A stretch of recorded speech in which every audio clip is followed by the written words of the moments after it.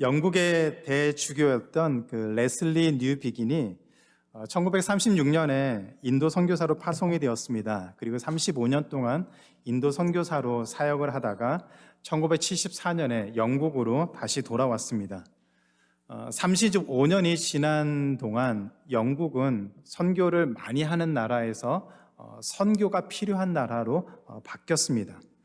영국 교회는 타락을 했고 더 이교적이고 종교다원주의에 물들어 있는 그런 모습을 보면서 큰 충격을 받았습니다.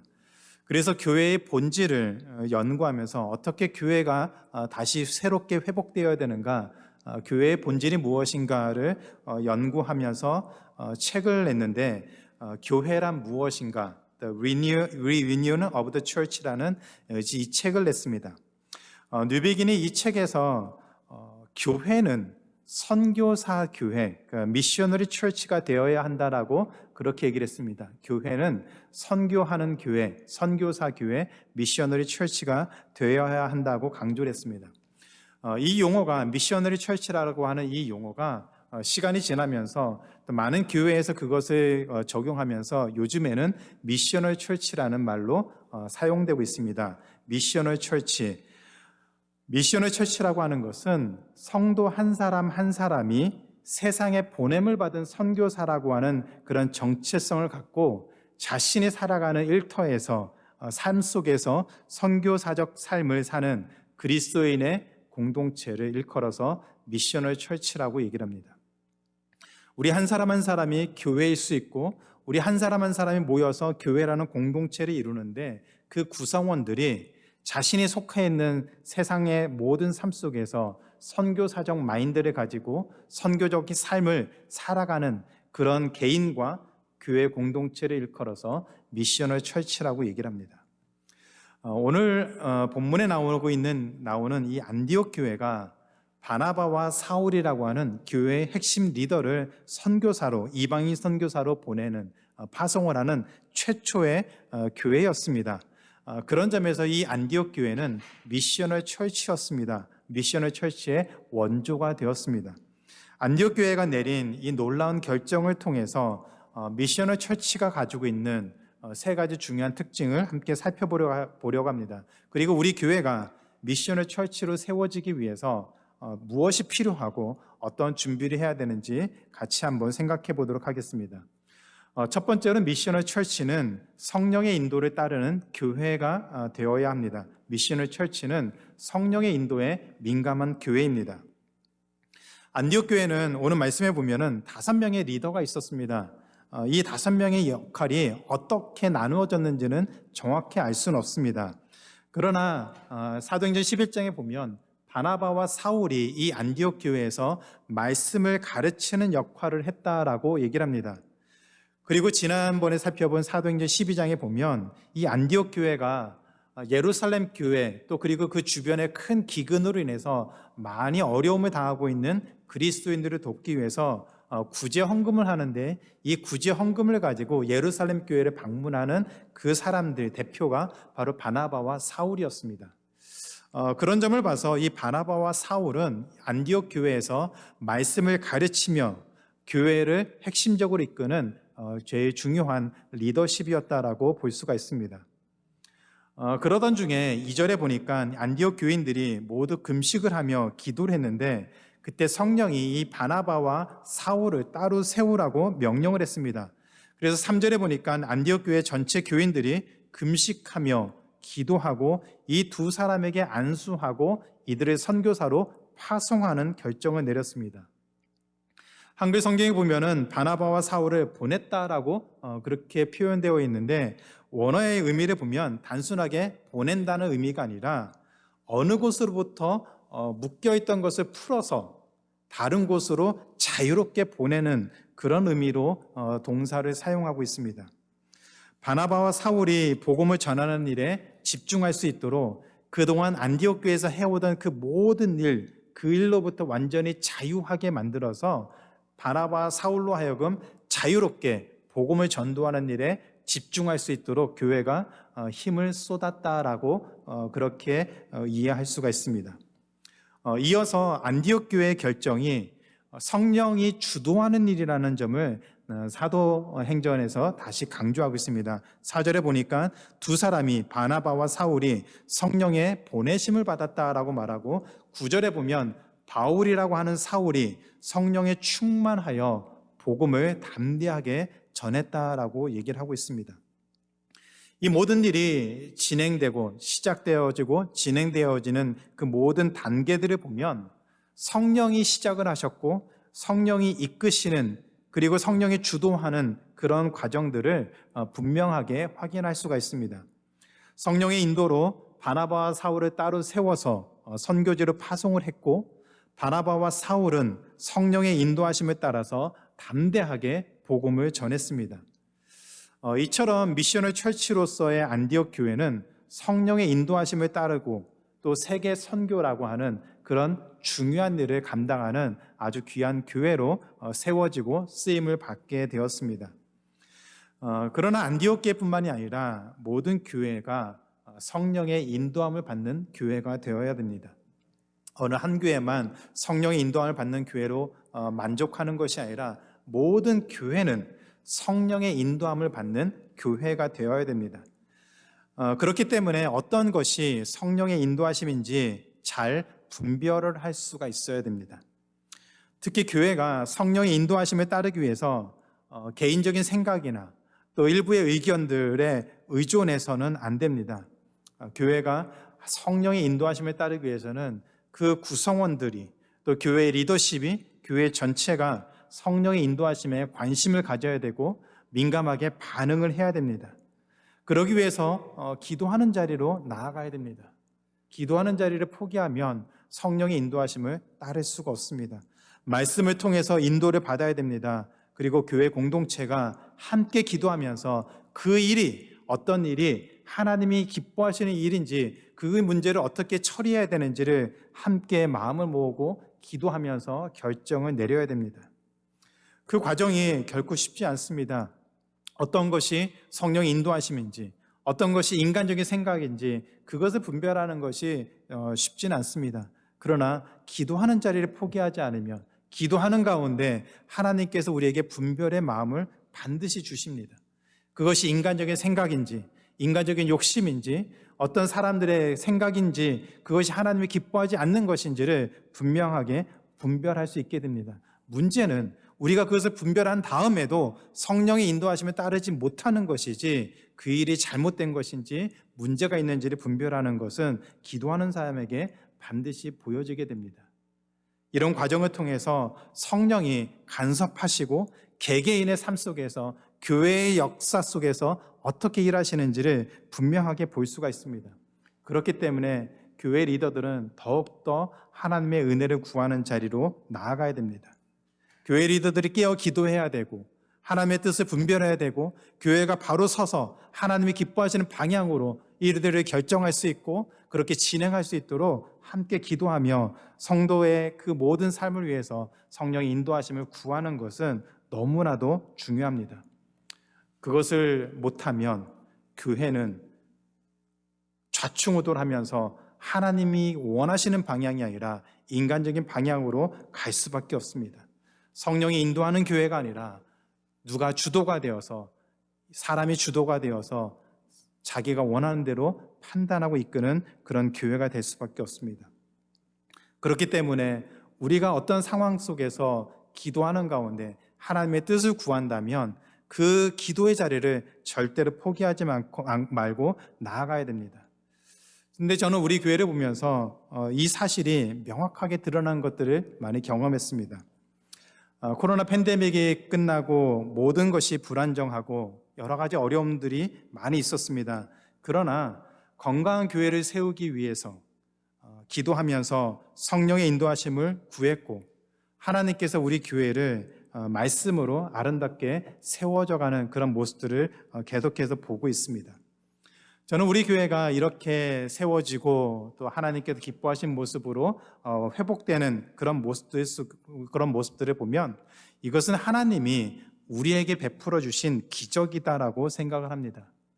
성령의 인도하심에 민감하게 반응하고 교회를 위해서 기도하는 그 자리를 포기하지 않고 하나님의 은혜를 구하고 고민하며 헌신했던 한 분 한 분들의 기도에 대한 하나님이 주시는 은혜라고 생각을 합니다.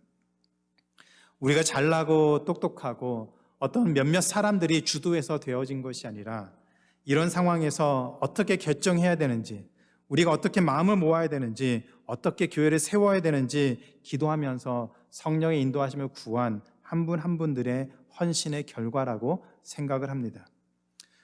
그렇기 때문에 우리가 더욱더 하나님의 인도하심을 구하기 위해서 기도해야 됩니다. 그리고 성령의 인도하심을 구해야 됩니다.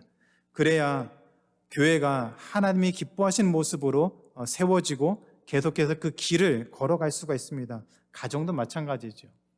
부모가 성령의 인도하심을 구하며 성령의 인도하심에 따라서 자녀를 양육해야만 그 가정이 하나님의 기뻐하시는 가정으로, 또 그 자녀들이 하나님의 자녀로 준비되어지고 성장할 수가 있습니다. 그래야 가정이 영적으로 건강하게 바르게 세워질 수가 있습니다. 그렇게 우리가 가정에서 또 개인적으로 교회를 위해서 기도하는 가운데 성령의 인도하심에 민감하게 반응하며 살아간다면 우리 교회가 미션을 철치로서 세워질 수가 있습니다. 물론 처음부터 완벽하게 모든 것을 만족시킬 수는 없습니다. 그러나 개개인이 그 삶 속에서 성령의 인도하심에 민감하게 반응하기 위해서 기도하고, 또 몸부림치면서 실패해도 다시 도전하고 그 인도하심을 간절히 사모하는 가운데 나아간다면 하나님께서 그 한 사람 한 사람을 어떻게 인도하시는지를 보게 되고 고백하게 되고, 그 한 사람 한 사람이 모여서 세워진 멜린드 크리스찬 교회가 미션의 철치로서 하나님의 기뻐하시는 일들을 감당하게 될 줄로 믿습니다. 성령 인도하심에 대해서 사도행전 15, 16장에서 좀 더 구체적으로 나누겠지만 하나님이 우리 삶에 관심 있으시고 우리가 하나님의 자녀로서 어떻게 살아야 되는지를 하나님이 고민하시는 가운데 우리가 그 마음을 가지고 나아간다면 하나님의 개개인의 삶 속에서, 교회 속에서 하나님이 일하시는 것들을 반드시 보게 할 줄로 믿습니다. 그 마음을 가지고 우리가 주어진 삶 속에서 기도하시고, 또 우리 생각이나 우리 계획이나 우리의 욕심들을 내려놓고 하나님의 뜻이 무엇인지, 우리가 하나님의 뜻에 어떻게 반응해야 되는지 성령 인도하심을 구한다면 그 인생을 하나님이 책임지고 선한 길로 인도하게 될 줄로 믿습니다. 그 은혜가 우리 각자에게 또 임하고, 가정에게 임하고, 또 교회에게 임해서 우리 교회가, 또 우리 성도 한 분 한 분들이 미션을 철치로서, 개개 교회로서 하나님 앞에 아름답게 세워지기를 주님의 이름으로 축원합니다. 두 번째로 미션의 철치는 개인의 부르심과 순종으로 세워진 교회입니다. 미션의 철치는 하나님 앞에 순종하는 믿음의 공동체라는 것을 기억해야 됩니다. 안디옥 교회가 바나바와 사울을 선교사로 파송하기 위해서는 하나님의 그 부르심과 함께 이 두 사람, 바나바와 사울의 순종이 절대적으로 필요했습니다. 물론 안디옥 교회도 성령의 명령에 순종해서 바나바와 사울을 선교사로 파송하는 결정을 내렸습니다. 그런데 여기에 우리가 생각해야 될 중요한 것이 있습니다. 바나바와 사울이 말씀으로 이 그리스도인들을 양육한 그 효과가, 그 결과가 안디옥 교회 곳곳에서 나타났습니다. 교회는 폭발적으로 성장을 했고, 그리고 주변에 선한 영향력을 끼치는 아주 대표적인 모범적인 그런 교회가 되었습니다. 이런 식으로 조금 더 교회가 성장하고 자리를 잡는다면 안디옥 교회는 아마도 예루살렘 교회보다 더 중요한 역할을 감당하고 더 성장하고 폭발적으로 성장하고 더 큰 교회로 더 많은 영향력을 줄 수 있는 그런 교회로 성장할 수가 있었습니다. 이렇게 중요한 때에 교회의 핵심 리더였던 바나바와 사울을 선교사로 파송한다는 것, 어떻게 보면 교회로서는 정말 어려운 결정이고 쉽게 받아들일 수 있는 결정이 아닙니다. 바나바와 사울도 마찬가지입니다. 사역이 아주 잘 되고 있었고, 그리고 교회가 건강하게 성장하고 있는 그 사역지를 내려놓고 아직 확실하지도 않은 그 길, 아직 어떤 식으로 전개될지도 모르고 하나님이 10년치 비전을 주신 것도 아니고 그런 모든 것들이 아무것도 정해지지 않는 그 길을 걸어가야 된다고 하는 것, 그것을 위해서 내려놓는다는 것은 결코 쉬운 일이 아닙니다. 그럼에도 불구하고 바나바와 사울은 하나님의 명령에 순종했고 안디옥 교회도 기도하면서 하나님의 명령에 순종했습니다. 중요한 것은 이들이 바나바와 사울과 안디옥 교회가 하나님의 명령이 이해가 되어서 순종하고 그것을 따라간 것은 아닌 것 같습니다. 하나님의 명령하셨으니까 당장은 이해가 안 되어도 순종을 했던 것 같습니다. 그런데 이들의 순종이 바나바와 사울의 순종과 안디옥 교회의 그 순종의 결과가 복음이 모든 민족에게 전파되는 놀라운 부흥의 시작이 되었습니다. 처음부터 이들이 어떤 결과를 기대한 것도 아니었고 그것이 어떻게 전개되는지도 모른 채 하나님의 명령이 이해가 되지 않았지만 순종했을 때 하나님이 이들을 사용하셔서 복음이 전 세계로 전파되는 놀라운 역사가 일어나게 되었습니다. 그 일에 쓰임받는 삶을 살았습니다. 우리 모습을 보면 우리도 하나님의 명령에 순종해야 된다는 것을 다 알고 있습니다. 그렇죠? 우리도 하나님에게 순종해야 된다는 것을 잘 알고 있습니다. 그런데 현실적으로 쉽지 않은 것이 문제입니다. 하나님의 계획과 목적은 때로는 우리가 당장 이해할 수 있는 어떤 수준을 넘어선 것들이 많이 있습니다. 그래서 우리 개인의 상황도 고려해야 되고 경제적인 문제도 고려해야 되고 건강도 고려해야 되고 우리가 계획한 모든 것들도 고려한 다음에 우리는 결정하기를 원합니다. 그래서 우리의 형편을 살핀 다음에 이것을 할지 말지를 결정합니다. 그게 우리에게 편하기 때문입니다. 그런데 하나님의 명령은 그 모든 것들을 뛰어넘어서 때로는 이해가 안 되고 때로는 우리가 계획한 상황과 너무 다른 쪽으로 인도할 때 또 그렇게 우리를 이끌 때 우리 마음에 불편함이 생기고 또 그런 하나님의 인도하심에 우리는 때때로 주저하게 됩니다. 그래서 순종이라고 하는 것은 어떤 상황들, 하나님의 그 명령이 쉽고 따르기 편하기 때문에 우리가 순종하는 것보다는 때로는 그것이 이해가 안 되고 그렇게 가고 싶지 않은 상황일 때 우리에게는 순종이라는 것이 요구되고 도전이 됩니다. 그런데 한편으로 생각해 보면 얼마나 많은 사람들이 하나님의 명령이 이해되고 그것이 따르기 쉽고 그렇게 해서 순종하는 사람이 많을까요? 얼마나 많은 사람들이 하나님 명령하셨으니까 모든 거 다 내팽개치고 하나님 명령하시니까 나 따르겠습니다라고 그렇게 담대하게 결정하는 사람들이 얼마나 될까요? 얼마나 이해를 많이 해서 얼마나 하나님이 그것을 클리어하게 보여주셔서 그 길을 가겠다라고 순종하는 사람들이 많이 있을까요? 저는 거의 없다라고 생각합니다. 하나님의 명령이 이해가 되어서 쉬워서 순종하는 것보다는 하나님이 명령하셨으니까 하나님 우리를 이끌어 주시니까 그 길을 묵묵히 걸어가는 그런 순종이 우리에게 필요한 것 같습니다. 요한복음 2장에 보면 가나 지역에 혼인잔치가 있었습니다. 그런데 가나 지역 그 혼인잔치에서 가장 중요한 포도주가 떨어져 버렸습니다. 아주 대형 사고가 터진 것이죠. 그래서 예수님의 어머니 마리아가 예수님에게 포도주가 떨어져서 지금 결혼식이 완전히 난장판이 되었으니까 이 문제를 좀 해결해 달라고 부탁을 합니다. 그러자 예수님이 하인들에게 보통 유대인들이 정결 예식을 위해서 손을 씻는데 그 손 씻는 물을 보관해 놓는 항아리가 있습니다. 그 항아리, 큰 항아리 6개에다가 물을 가득 채우라고 명령을 내렸습니다. 여기까지는 그렇게 고민할 것이 아니죠. 물을 그냥 채우기만 하면 됩니다. 쉬운 명령입니다. 그런데 예수님이 하인들에게 그 물을 떠서 결혼식을 감독하는 연회장에게 갖다 주라고 명령을 내렸습니다. 그러면 이것은 문제가 됩니다. 결혼식에서 지금 문제가 된 것은 포도주가 없는 것이고 그 결혼식을 주도하는 연회장 입장에서는 포도주가 어떻게 해서든지 필요한 상황이었는데 이것을 알고 있는 하인들이 그 연회장에게 물을 떠서 갖다 준다는 것은 불난집에 부채질을 하는 것이죠. 속된 말로 해서 잘못 걸렸다가는 하인들이 죽어날 수 있는 그런 상황입니다. 전혀 이해할 수 없는 그 예수님의 명령에 하인들이 순종을 했습니다. 그리고 그 물 항아리에서 물을 떠서 연회장에게 갖다 줬습니다. 그랬더니 그 물이 포도주로 변하는 기적이 일어났습니다.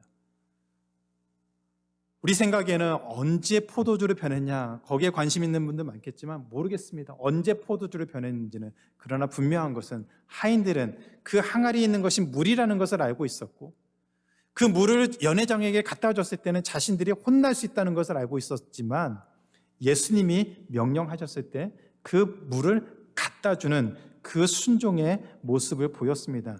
그러자 그 물이 포도주가 되는 놀라운 기적이 일어났습니다. 가나 혼인잔치의 기적은 우리에게 이것을 잘 설명해 줍니다. 때로는 하나님의 명령이 우리의 이해를 넘어서는, 우리가 이해할 수 없는, 우리가 받아들이기 힘든 그런 명령이 되었을 때 순종하면, 그 명령에도 순종하고 따라가면 하나님이 그 삶을 어떻게 인도하시는지를 보여주는 놀라운 기적이었습니다. 우리가 이해할 수 없거나 때로는 불가능해 보이는 상황 속에서도 하나님의 명령에 순종해야 하는 이유가 바로 여기 있습니다. 왜냐하면 하나님은 천지를 창조하시고 지금도 지혜와 능력으로 이 세상을 다스리시는 하나님이시기 때문입니다. 우리가 믿는 하나님은 그런 하나님입니다. 우리와 수준이 비슷해서 우리가 하는 실수를 똑같이 하고 우리가 반복해서 하는 그런 잘못된 판단을 하는 분이 아니라 우리와는 차원이 다른 하나님, 우리가 믿는 그 하나님이 우리에게 명령하시는 것은 그 명령 자체가 문제가 아니라 우리의 연약함이 문제라는 것을 보여주는 것이죠. 그래서 하나님의 명령에 순종하는 것이 우리 마음을 불편하게 할 수 있고, 때로는 그 과정이 우리에게 어려움을 줄 수 있습니다. 그러나 이런 불편과 이런 어려움이 끝이 아닙니다. 하나님의 명령에 순종하는 삶을 통해서 하나님은 우리의 신앙을 성장시키십니다. 하나님에 대한 믿음이 더욱더 견고하게 만듭니다. 그리고 더 놀라운 것은 하나님이 열어가시는, 하나님이 이끄시는 그 크고 놀라운 일에 우리를 동참하도록 만드십니다.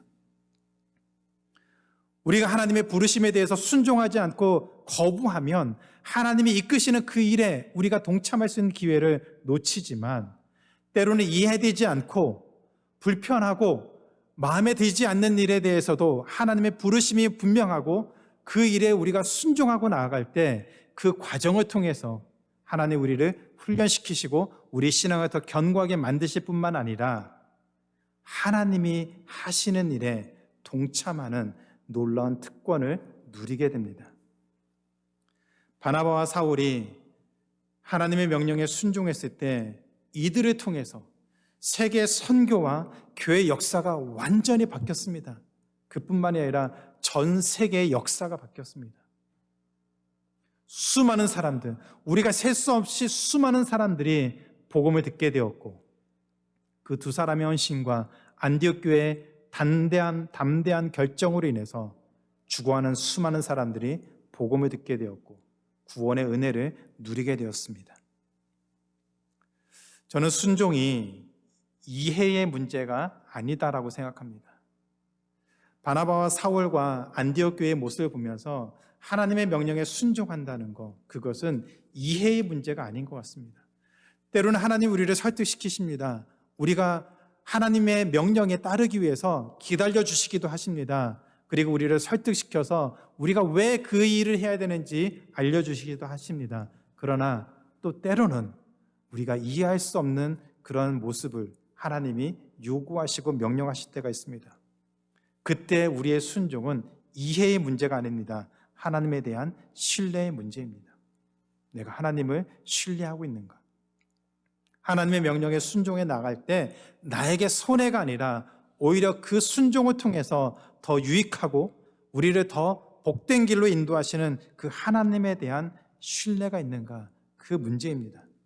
그리고 순종은 우리로 하여금 하나님의 일에 동참하는 그런 특권을 준다는 것을 기억하셔야 됩니다.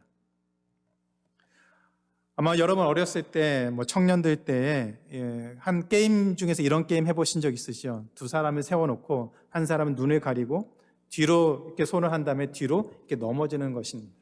뒤로 넘어지는데 뒤에서 한 사람이 받치는 것이죠.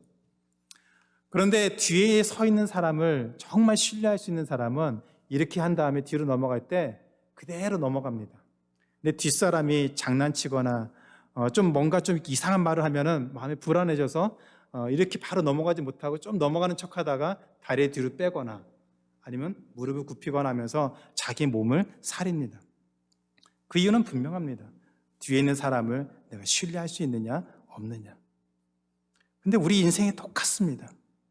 우리가 하나님에 대한 신뢰가 있다면 어떤 상황 가운데서도 그 하나님에 대한 믿음을 가지고 나아갈 수가 있는데, 하나님에 대한 신뢰가 없기 때문에 우리 상황이 너무나도 크게 보이고 너무나도 두렵게 보이기 때문에, 하나님보다 더 크게 보이기 때문에 하나님을 신뢰하지 못하고 우리가 보고 있는 그 현상을, 상황을 더 어렵게 보고 있는 것이죠. 그렇기 때문에 하나님을 신뢰하지 못하고 우리의 생각과 우리 상황들을 보고서 우리의 상황들을 계산을 합니다.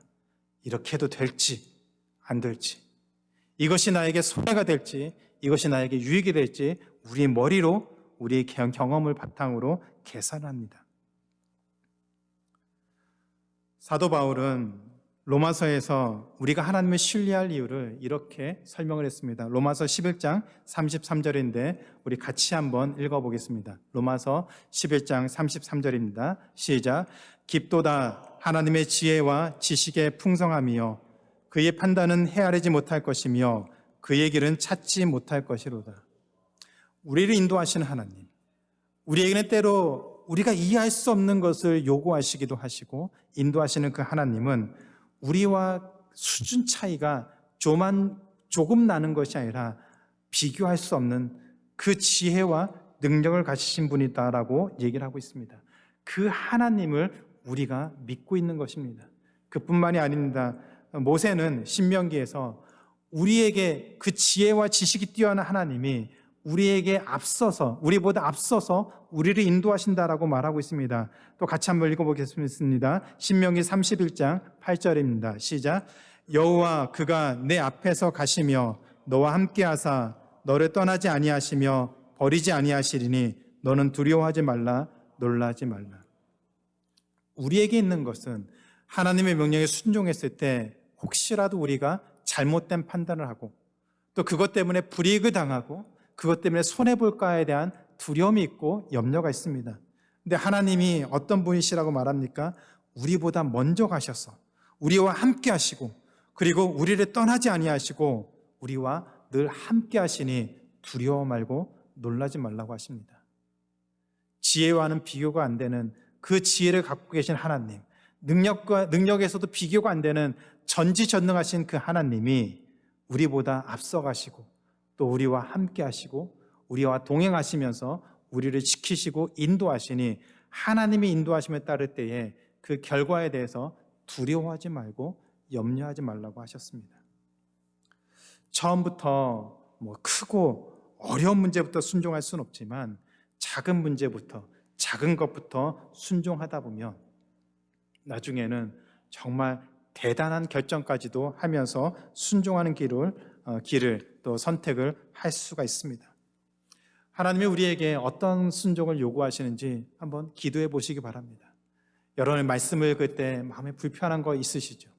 기도할 때 여러분에게 주시는 마음들이 있으시죠? 그것을 하면 귀찮기도 하고 나에게 손해볼 것 같기도 하고 내가 뭔가 좀 이득이 되지 않는 것을 하는 것처럼 보여질 때 그 마음을 주시고 인도하시는 그 하나님의 명령에 한번 우리의 마음을 열고 따라가 보시기 바랍니다.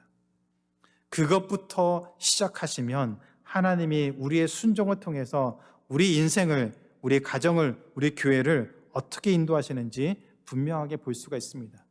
그런 순종과 그런 결단을 통해서 하나님이 개인뿐만 아니라 우리 교회를, 그런 하나님의 자녀들이 모여있는 메릴랜드 크리스찬 교회를 미션의 철치로 세워주실 줄로 믿습니다. 저는 메릴랜드 크리스찬 교회가 미션의 철치로 세워지기를 기도하고 있습니다. 이것을 위해서 하나님이 저를 통해서 우리 교회에게 주신 그 명령에 순종하는 것으로부터 시작하면 어떨까 생각이 듭니다. 올 한 해 동안, 1년 동안 우리 주변에 있는 사람들 중에서 3사람 이상에게 아주 많은 사람에게 하면 좋겠지만 세 사람 이상에게 하나님의 말씀을, 복음을 전하는 것입니다. 가족이나 친구나 이웃 중에서 적어도 세 사람에게 하나님의 복음을 전하는 것, 그것에 먼저 순종해 보시기 바랍니다. 벌써 우리 가운데 가족에게 복음을 전해서 구원의 은혜를 경험하고 있는 분이 있습니다. 얼마나 놀라운지 모릅니다. 절대로 열리지 않을 것 같은 그 마음이 열리고 예수님을 영접하고 하나님의 자녀가 되었습니다. 기도하시기 바랍니다. 우리가 안 되라고 생각하시면서 나는 말주변도 없고 성경에 대해서 알지도 못하고 나는 내 주변에 그렇게 할 만한 사람이 없다라고 생각하지 마시고, 하나님이 우리에게 그 명령을 주셨으면 우리의 마음을 열고 한번 나아가시기 바랍니다. 그리고 하나님이 그런 우리의 순종을 통해서 어떻게 일하시는지 경험할 수 있는 우리 모두의 삶이 되기를 기도합니다. 하나님이 우리에게 믿음을 허락해 주셨고 예수님의 믿음으로 말미암아 구원의 은혜를 누리게 하셨다면 이 복된 은혜를 이제 우리 주변에 전할 수 있는 그 순종으로부터 한 걸음 한 걸음 나아갈 때 하나님께서 우리 교회를, 또 우리 한 사람 한 사람을 미션을 철치로 세워주시고 또 우리를 통해서 하나님의 크고 놀라운 일에 우리를 동참하게 하실 줄로 믿습니다. 올 한 해 우리 한번 기도하면서 이 마음을 품고 나아갈 때 하나님이 우리를 통해서, 우리 교회를 통해서 어떻게 일을 해나가시는지 함께 고민하고 또 경험하고 고백할 수 있는 하나님의 귀한 자녀가 되기를 기도합니다. 세 번째 미션을 철치는 지역 교회를 넘어서 큰 그림을 그리는 교회입니다. 미션을 철치는 교회 안에 갇혀있는 교회가 아니라 더 넓은 하나님의 나라를 보는 교회입니다. 예전에 한국교회에서는 교회를 옮길 때에 임명증서를 같이 보냈습니다. 직장이나 개인적인 상황 사정으로 인해서 타 지역으로 가게 되면 가까이 있는 교회에 등록을 하게 됩니다. 이때 다니던 교회에서 임명증서를 써서 함께 보냅니다. 그 임명증서에는 그 사람의 직분과 이 교회에서 얼마 동안 신앙생활을 했는지 그런 부분에 대해서 간략하게 기록을 해놓았습니다. 2년 전에 저희 교회에서 함께 신앙생활하던 한우자매가 캘리포니아로 이사를 갈 때 임명증서처럼 해서 편지를 써서 보내줬더니 그 교회에서 그 편지를 받고 크게 감동을 해서 저에게 연락을 했습니다. 한우자매 가정을 정말로 열심히 양육하고 섬겨서 하나님이 기뻐하시는 믿음의 귀한 가정으로 세울 수 있도록 도와주겠다, 열심을 내겠다라고 저에게 그렇게 연락을 줬습니다.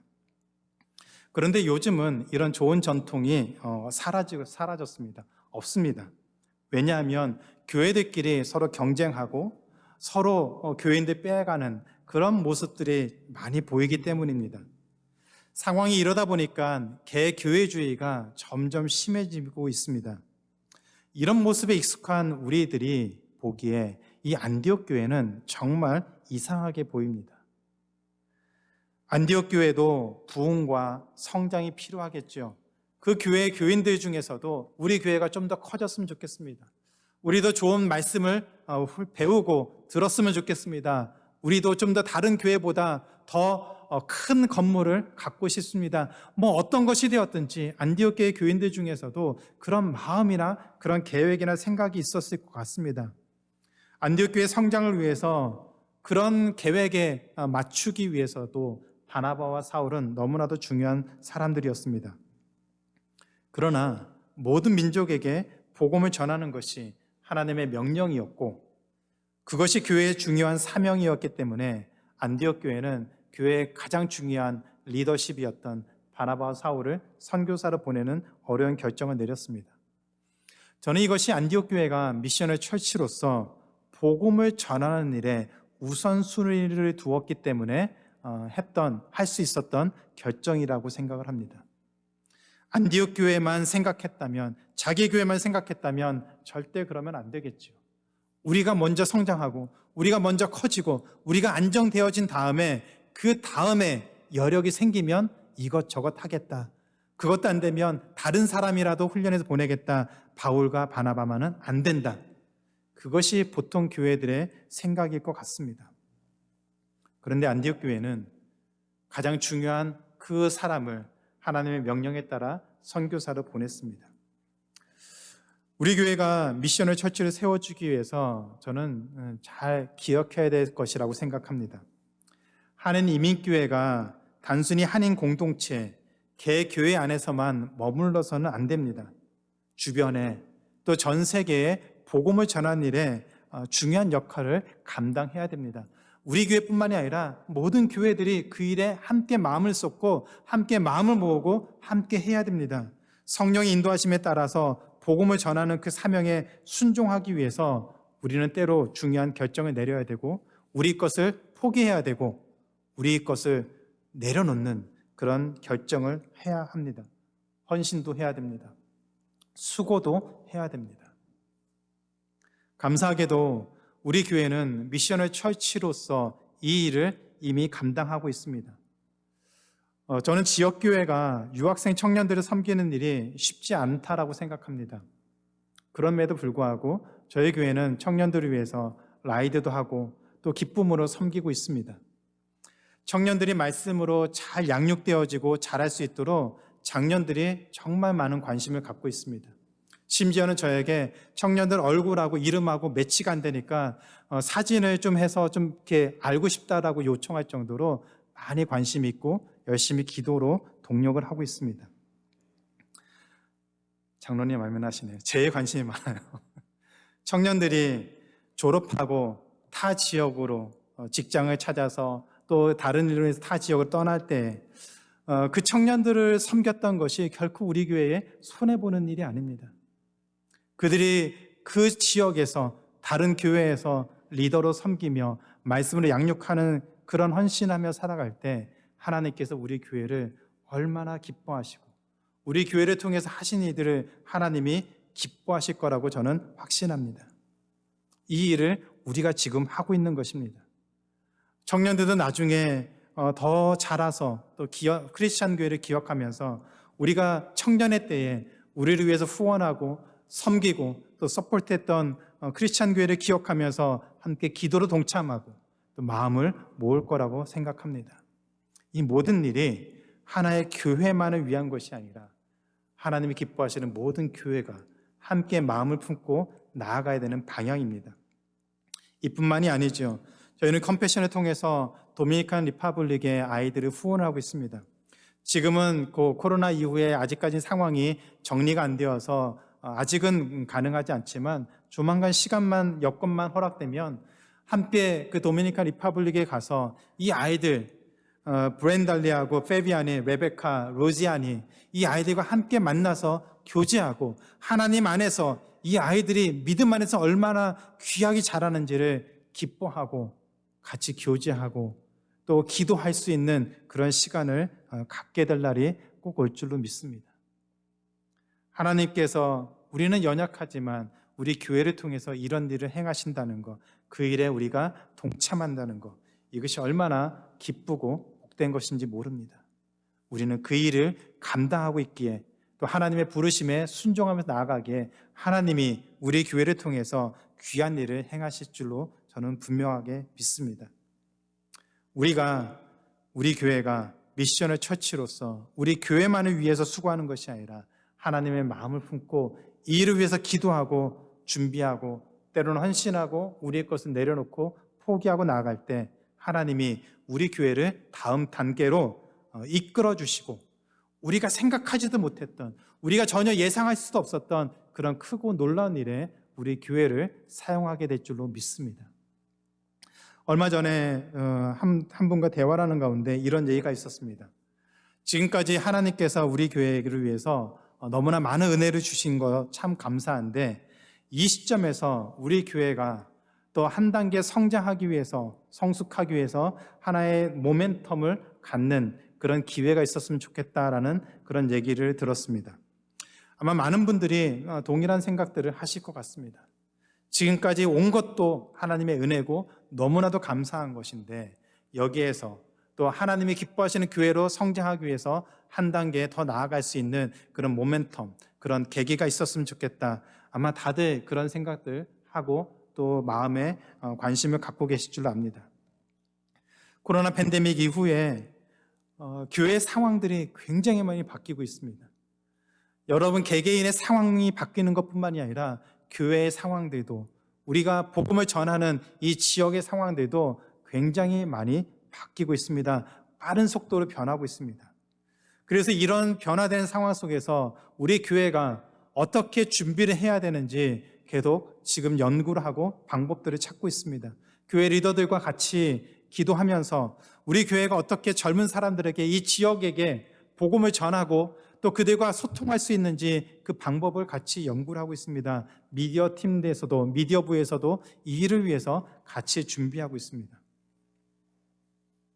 그리고 성도 개개인이 신앙과 믿음의 삶을 살 수 있도록 훈련받을 수 있는 다양한 방법들을 찾고 있습니다. 이것은 우리 교회만 살기 위한 것이 아니라 하나님의 자녀들이, 하나님의 교회가 살기 위해서 우리가 관심을 갖고 우리 교회가 어떤 모습으로 세워지는지를 놓고서 함께 연구하고 함께 기도하고 그것을 함께 나눌 수 있는 그런 동력을 만들어야 되는 것이죠. 그렇게 우리 교회가 세워진다면 하나님 우리 교회를 통해서 우리 주변에 또 많은 교회에 선한 영향력을 미치게 할 줄로 믿습니다. 이 일을 위해서, 이 일을 감당하기 위해서 하나님께서 안디옥 교회처럼 우리 한 사람 한 사람에게 마음의 소원함을 주시고 우리 교회가 미션의 철치로 세워지기 위해서 더 많은 관심과 또 기도가 필요합니다. 그래서 여러분이 각자의 삶 속에서 주어진 이들을 그리스도인으로서 선교적인 마인드를 가지고 그 삶 속에서, 가정에서, 직장에서, 이웃들과의 만남 속에서 선한 영향력을 끼치고 살아갈 때 하나님은 그런 한 사람 한 사람을 통해서, 미션을 철치인 여러분 한 사람 한 사람을 통해서, 그런 교회를 통해서 하나님의 선하신 일들을 행하실 줄로 믿습니다. 집사님이 다니는 교회 나도 한번 가보고 싶습니다. 여러분이 믿는 그 하나님 나도 믿고 싶습니다. 그 일들이 미션을 철치로 나아가기를 소원하며 기도하는 우리 한 사람 한 사람을 통해서, 우리 교회를 통해서 일어나게 될 줄로 믿습니다. 이 일을 위해서 한번 마음을 모아서 기도하고 준비했으면 좋겠습니다. 하나님이 앞으로 행하실 일이 너무나도 무궁무진하고 우리 교회가 해야 될 일이 너무나도 많은데 우리의 관심이 교회 안에만 있는 것이 아니라 우리 교회를 사용해서 하나님이 얼마나 크고 놀라운 일을 행하실지 기도하시고 준비하시고 그 때가 되었을 때 이것을 폭발시킬 수 있는 그런 준비를 지금부터 할 수 있는 우리 교회가 되기를, 또 한 분 한 분의 삶이 되기를 주님의 이름으로 축원하고 기도합니다. 이제 말씀을 맺겠습니다. 하나님이 메릴랜드 크리스찬 교회를 세우신 목적은 분명합니다. 우리 교회를 통해서, 우리 삶을 통해서 복음이 전해지도록 하기 위해서입니다. 지금까지도 그 일을 위해서 또 각자 또 교회적으로도 열심히 달려왔습니다. 그러나 지금부터가 더 중요한 것 같습니다. 지금까지도 열심히 달려왔지만 이제부터 우리가 어떤 방향으로 나아가고 어떤 모습으로 준비되어서 이제 세상에 빛과 소금의 역할을 감당하고 세상의 선교적인 마인드를 가지고 살아가야 되는지 지금부터 준비하지 않으면 앞으로 변화될 세상에서 우리는 전혀 힘을 발휘할 수가 없습니다. 하나님의 거룩한 그 영광됨을 드러내는 교회로 생존할 수가 없습니다. 그 정도로 교회 상황이 급격하게 변하고 있습니다. 우리 주변의 상황이 그렇게 빨리 변하고 있습니다. 그런 속에서도 하나님의 마음을 품고 하나님의 마음이 향하는 곳에, 하나님의 시선이 향하는 곳에 우리가 함께 할 수 있는 그런 삶을 살고 그런 교회가 되기 위해서 미션을 철치로서 세워지고 준비되어야 합니다. 그 일을 위해서 우리 한 마음으로 기도하고 준비하고 또 메릴랜드 크리스찬 교회를 그런 미션을 철치로 세워가기에 함께 마음을 모으는 우리 모두의 삶이 되기를 주님의 이름으로 축원하고 기도합니다.